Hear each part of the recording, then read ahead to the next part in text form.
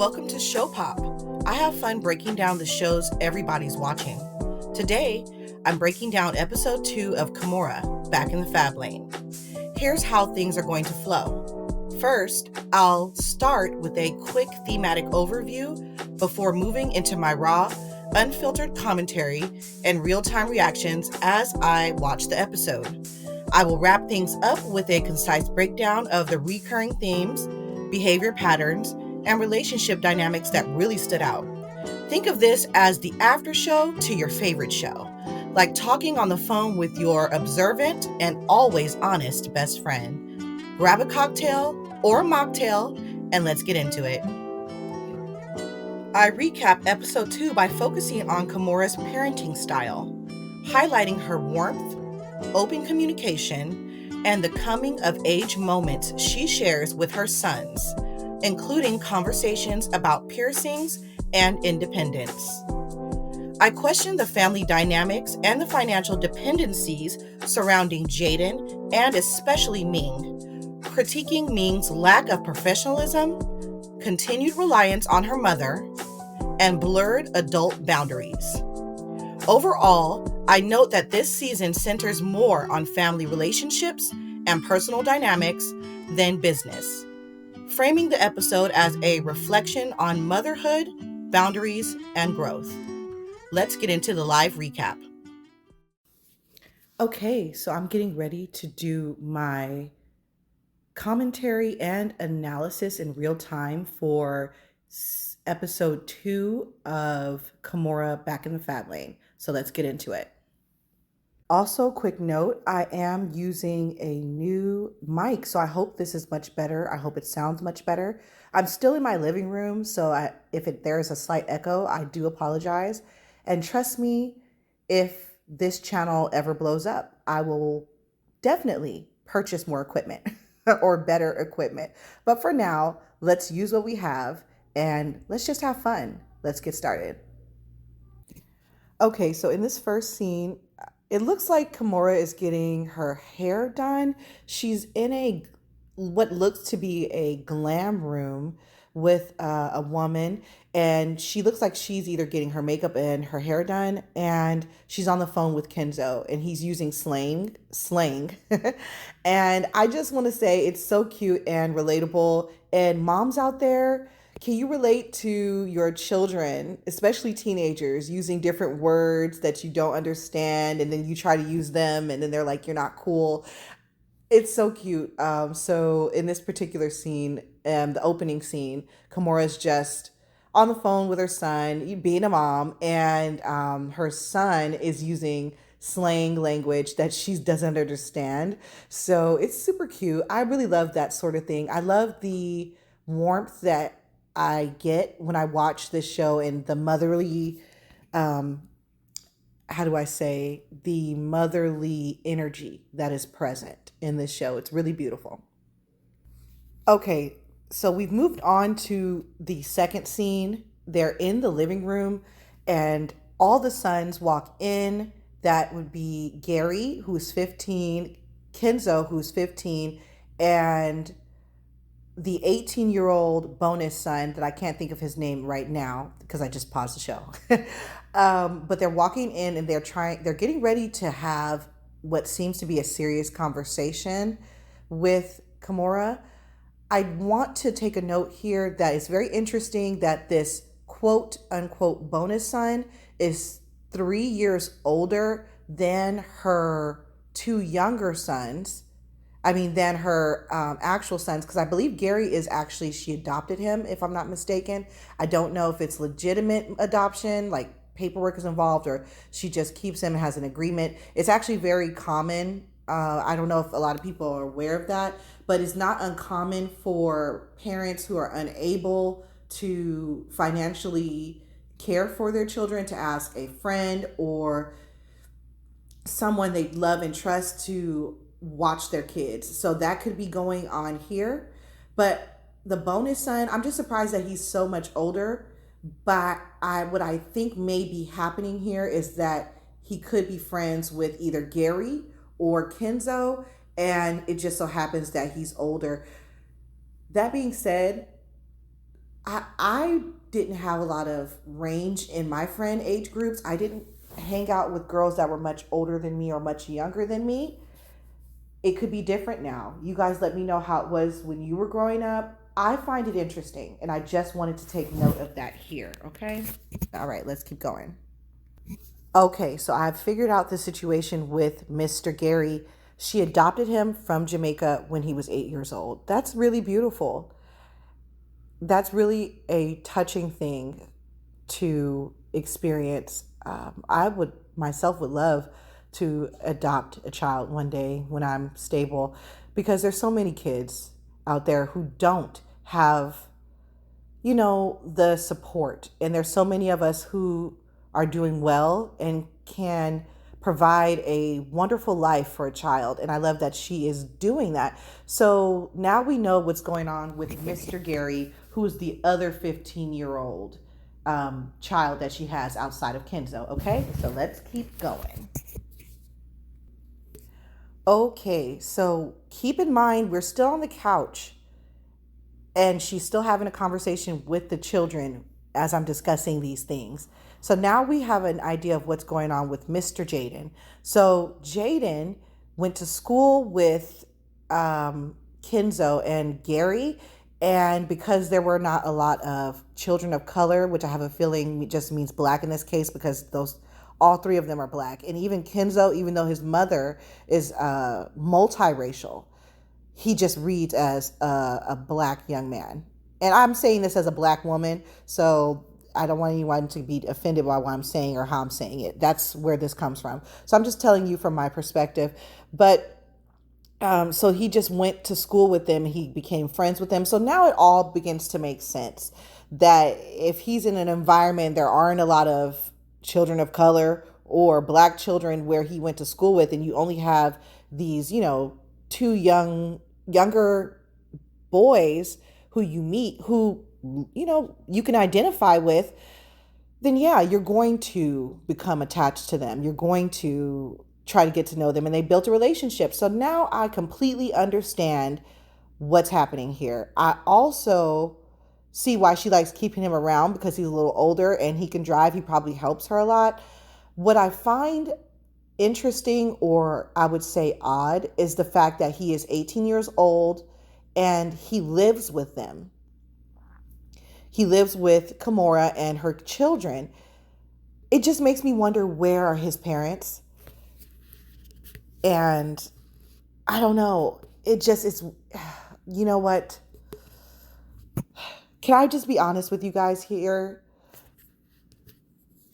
I do realize that there are times where family members just can't give their children what they need. And an 18-year-old is still a child to me, because at 18, you cannot do a damn thing by yourself, really.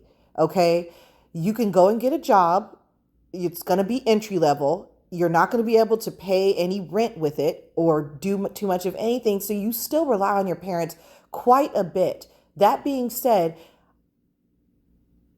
where are his parents? And why are you allowing this woman who has, I don't care who she is, she's still a woman and she has her own children. Why are you allowing your son to become, it doesn't appear that he is a burden, but if I'm a parent, I'm going to think that to myself. It doesn't appear that he's a burden to Kimora, but if, like I said, if I'm a parent, I'm not going to just let my child just go live with someone and just be, that person's bill, because I'm sure he's eating up, boys eat a lot of food. You know what I mean? I'm sure he's using the utilities. I'm sure he is somehow becoming, well, he is. He's going to be a dependent. He's now a financial dependent of Kimora's. How do you as a parent allow your child to become a financial dependent of someone else, no matter what their status is? Now, there could be some type of agreement that we don't know about. Let that be known. But I find that very, very interesting, very odd. And it makes me wonder what kind of background Mr. Jaden comes from. Okay, so let's keep going. Okay, so that scene has the scene where they are on the couch having a conversation, the young boys and Kimora is over. I just want to say that Kenzo is a great, matter of fact, an excellent communicator, very articulate, and appears to have a strong emotional intelligence for his age. I love how he was able to articulate to his mother, like, Mom, you have to allow us to make our mistakes and allow us to be young men. And he is absolutely right. I think it's very easy for a mother, especially a very loving, protective mother like Kimora, to want to protect her kids from everything, but she cannot, especially boys. And what I've learned over time and having brothers and uncles, my dad I have a lot of brothers, having cousins and nephews, things like that. What I have learned is a lot of times boys have to learn things the hard way. They don't really do well with kind of being told, like, okay, don't do this. This is what's going to happen. They have to go out and find out for themselves. It's just, in my experience, that's just how they learn. I'm sure it's not every young man, but a lot of them have to just kind of experience it and get that feeling in their body, like, okay, oh, okay, so this is what happens. Ooh, I won't do that again. They have to feel it in their body. It's not enough to be told. So I really loved that. That being said, I just find it hilarical, and it reminds me of me growing up. I was one of those who wanted tattoos and every piercing you could find. And I love the fact that the boys are coming to Kimora and asking for permission rather than just going out and doing it. Because that's what we used to do when we were younger. We used to sneak behind our parents, me and my girlfriends. Oh, God. I'm not going to get into it, you guys. But we used to do stuff like I got my belly button pierced. Nobody, my family didn't know. No, I hid it. So I love, because I had to come from a very strict family and that wouldn't have been okay anyway. They would have said no, and that's what I wanted to do.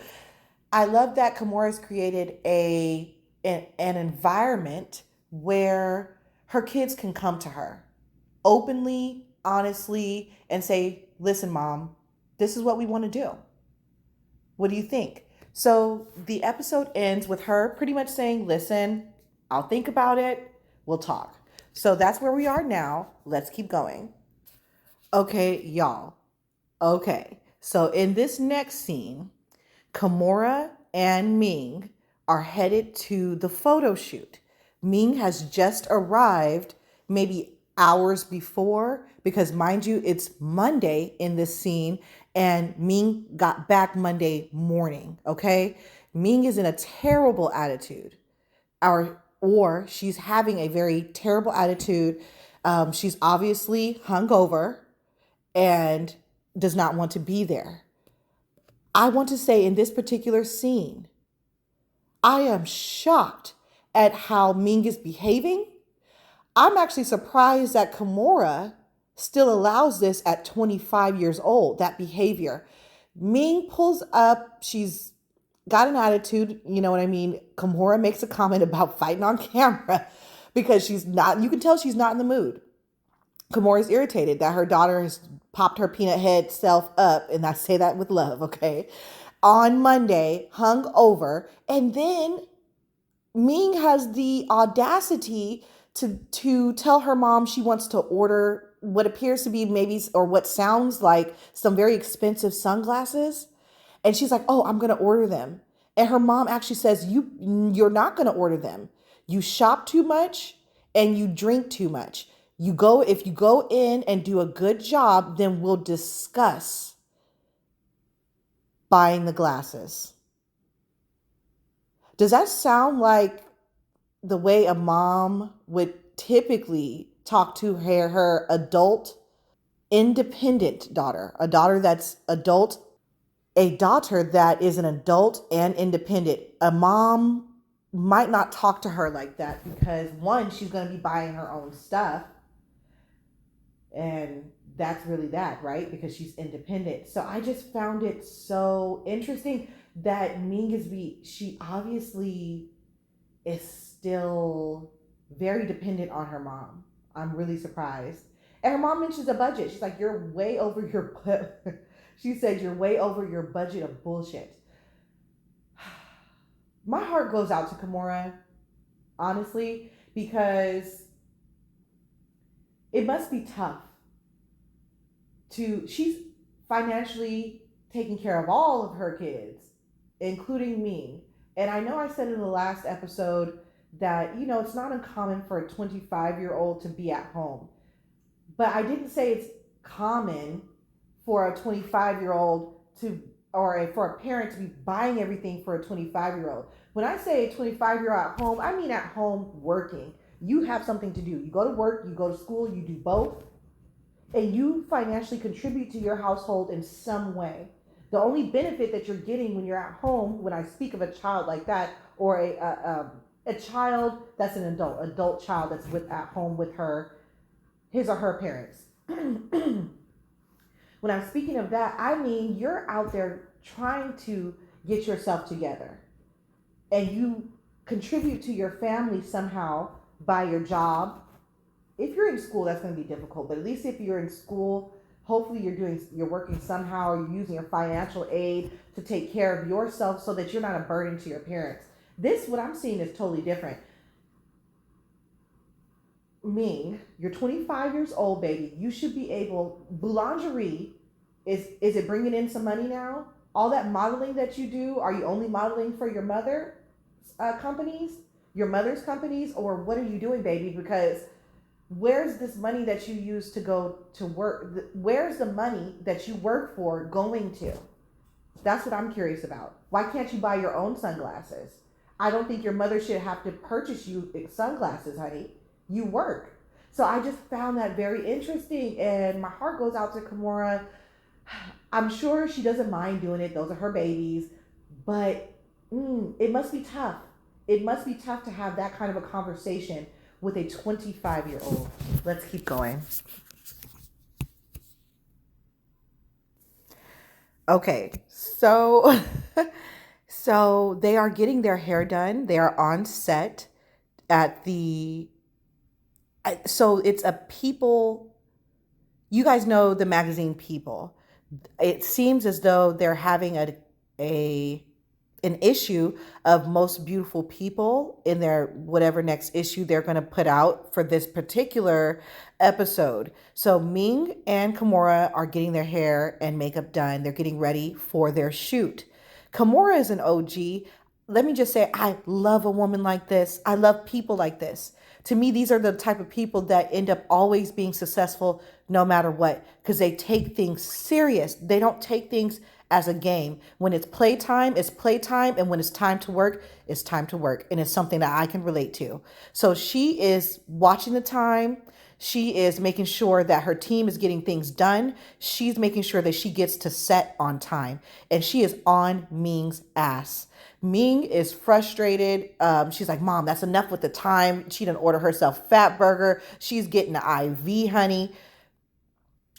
Young people, if you happen to be listening to this video and this commentary, please take note of this and do better, okay? If you are behaving like this, it is not professional. It is not cute. It is not attractive. And when you behave in such a way, people remember that and they do not want to work with you. And it doesn't matter what industry it is, okay? Be professional, okay?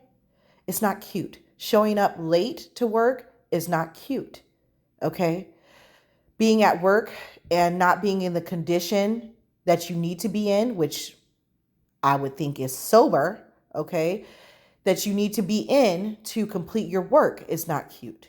It's not attractive. It's unprofessional. It looks bad. It's a bad reflection of you. It's a bad reflection of what you stand for, okay? Or what you want to represent. Now, if that's what you want to represent, honey, that's a different story. And I don't know where they put up with that in any industry, okay? However, if you want to be taken seriously as a professional, don't do what Ming's doing.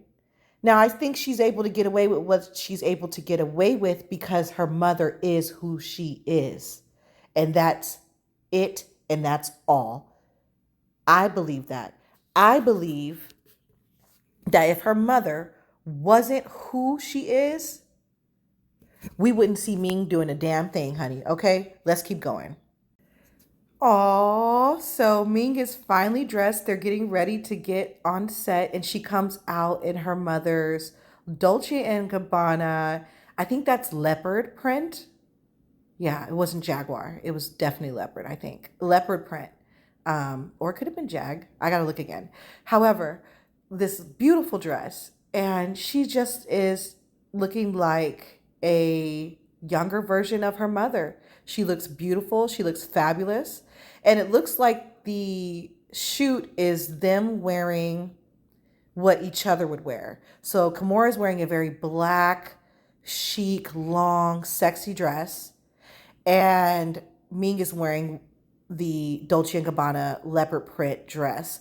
And Ming is explaining that, what her mother is wearing, that's what she would wear. And I think they did show a clip of her in that dress and then showed Kimora in the Dolce dress. So it's like they've swapped styles and it's super, super cute. And I love it. And it's awesome to see it all come together after everything starting so rough in the beginning from, Ming kind of, having an attitude and then them rushing. And now it's all come together and it's fabulous, fabulous, fabulous. Okay, so in this next scene, following the photo shoot, it's a very short scene, but Kimora is in her very beautiful. She has a beautifully decorated home and a beautiful office. And I love the house shoes she was wearing with the happy face. I gotta get me some house shoes like that. Those are so freaking cute.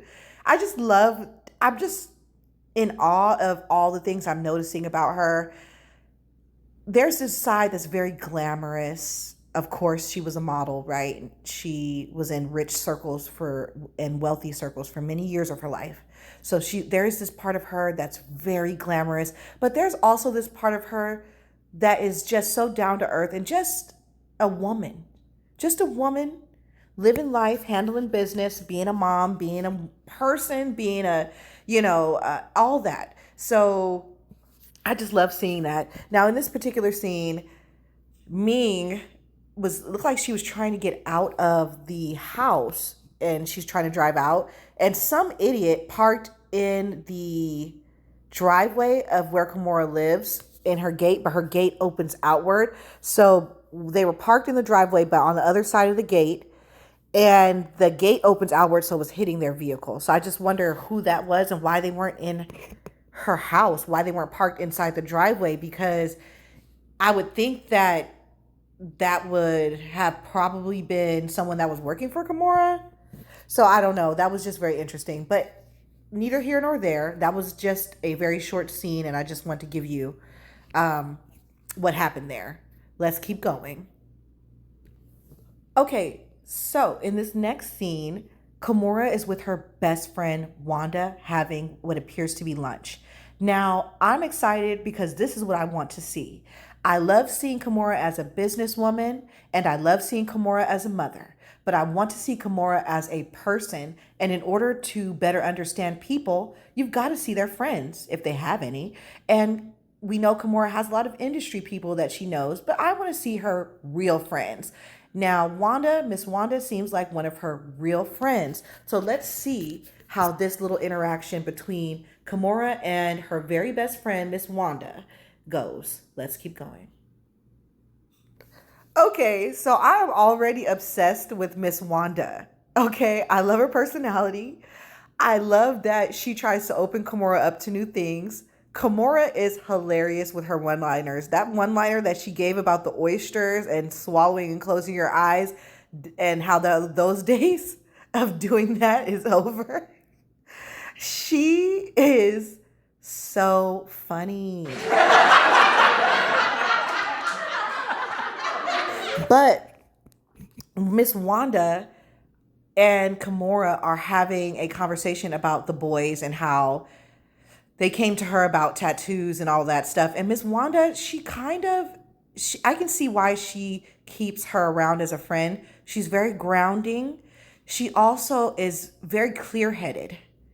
And it shows that she has a side that's analytical and a thinking side, but also a feeling side. So she sees both sides. She thinks about, you know, what the situation and what is typically a good response as a parent, but also where they are today and where things are now for people who are parenting. And she mentions to Kimora, like, I don't know if it's a good idea to just tell the boys no, because, you know, teenagers will go ahead and do their own thing. So really think about it. I just like that she just seems like a very good person to bounce these type of conversations off of for Kimora, and I'm happy she has someone like that in her life. Let's keep going. So that scene with Wanda and Kimora having lunch closes with Wanda giving Kimora anxiety about all the things that's coming next for her as her sons continue to grow into men. So again, Wanda's fabulous. We love her. Can't wait to see her in future episodes. Let's keep going. Okay, so in this next really short scene, Kimora is on the phone with Aayoki. She is so pretty and so cute. She reminds me a lot of my cousin. And Aayoki, Kimora is asking Aayoki, when are you going to come home? And Aayoki dodges that question so, so hard, honey. She's, stages a little freak out and then hangs up with her mom. It's hilarious. So I want to say that what I'm noticing here is that Kimora is obviously leveraging her relationships with her children as the main thing that's carrying her show. Yes, like I said, it appears that the relationships with her children are what she's leveraging on camera, as the show is kind of more focused to me this time around on the family dynamics, and there's nothing wrong with that. But I enjoy it. I love family shows, so I just want to say that that's what I was noticing, is pretty much that she is trying to show us her relationships with her children, as well as maybe the children's relationships with each other. Okay, let's keep going. All right, so in this next scene, Kimora has taken the boys to the tattoo slash piercing shop, and they are ready to get, or they are preparing to get their earrings or get an ear piercing. So let's see how this goes. Okay, no shade, but Kimora lives in Los Angeles. She couldn't find an ear piercer that has the gun. He pierced that with the needle. I could hardly watch it, you guys. He did it with the needle. I mean, he did great. Sir, I don't know your name and I don't know your shop, or I would say here, you did an excellent job. If I was to get a piercing these days, I'd go to you. I'd go, because you are clearly very, very qualified. That being said, where is the gun? That, don't they have a gun? When I got my ears pierced, they had a gun. That makes it go by so much faster. Y'all, I almost fainted watching these kids. I can't be watching stuff like this. Hello? It's too much. So, but all the kids got their piercing. Kimora, I couldn't have had her with me there because she was making me nervous. I know those kids was probably even more nervous because she was like, but it was really beautiful. It was a very coming of age thing. All the boys got their ear piercings. They took a picture all together at the end with Kimora. And I could tell that, she had a moment as a mother of like feeling like, oh my God, they're growing up. She had that moment with her daughters when her daughters got their hair straightened for the first time when they were little, got it blown out. And now she's having that again, but with her sons. So that was a very beautiful episode ending, and I'm excited to see where they continue to go and what we continue to see as we move through the season. of Kimora back in the Fab Lane. Episode 2 centers motherhood as the emotional core of the show, with Kimora's relationships, especially with her children, driving the narrative more than business or celebrity. A recurring tension emerges between protection and independence, as Kimora struggles to loosen control while her children push toward autonomy. Her sons are portrayed as emotionally articulate and secure, benefiting from open communication and trust, particularly in moments like the piercing conversation, which symbolize coming of age. In contrast, Ming's behavior highlights arrested development, marked by financial dependence, poor professionalism, and blurred parent-adult-child boundaries, suggesting enablement rather than empowerment.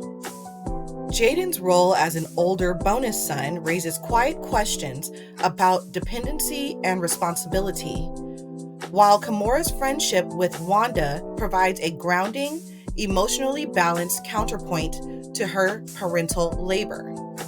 Aayoki's brief appearance reflects distance and avoidance as part of individuation. Overall, the episode frames Kimora not as a mogul first, but as a mother navigating the difficult transition from control to release, raising the central question of when protection begins to hinder growth. And that's pretty much all I have for episode 2, Kimora back in the Fab Lane. If you enjoyed the video, please like, comment, share, and subscribe. Until next time, enjoy the outro music, and I'll see you in the next one. Bye.